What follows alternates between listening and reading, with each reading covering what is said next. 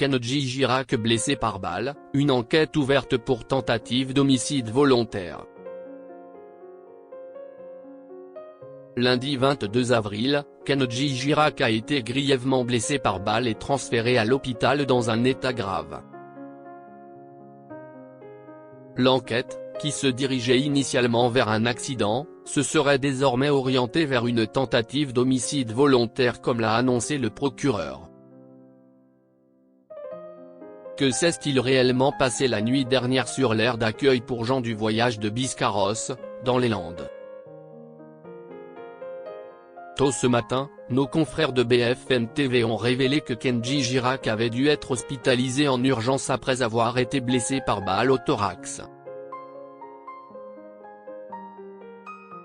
D'abord signalé dans un état grave avec un pronostic vital engagé, l'état de santé du vainqueur de The Voice saison 3 s'est amélioré dans la journée. À tel point qu'il avait pu faire la lumière sur les circonstances du coup de feu auprès des enquêteurs venus l'interroger à l'hôpital. Il aurait acheté l'arme à feu la veille dans une brocante, et une mauvaise manipulation l'aurait fait se tirer dessus lui-même. Une explication confirmée quelques heures plus tard par l'un de ses proches: il avait joué de la guitare, il écoutait de la musique tranquille. Il jouait avec ce truc et puis poum, voilà. C'est un accident, cela peut arriver n'importe quand, à n'importe quelle heure et à n'importe qui, a indiqué son oncle Emilio au Figaro. Des témoignages qui paraissent confus. Une théorie qui n'avait pas empêché les enquêteurs de faire des prélèvements sur la compagne de Kenji Girac pour déceler d'éventuelles traces de poudre.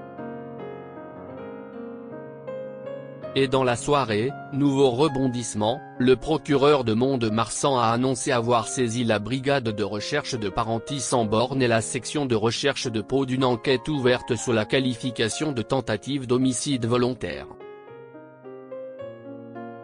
Les analyses et l'audition de la compagne du chanteur ont-elles réorienté l'enquête?